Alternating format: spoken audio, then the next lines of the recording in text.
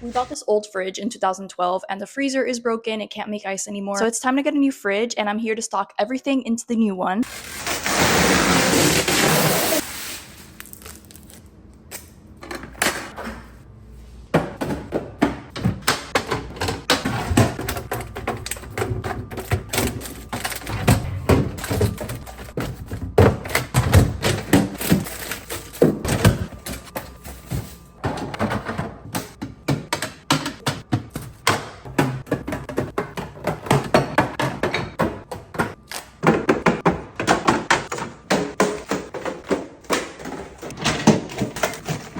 Got little organizers for the freezer.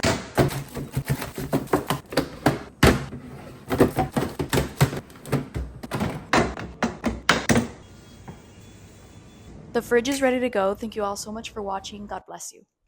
Bye.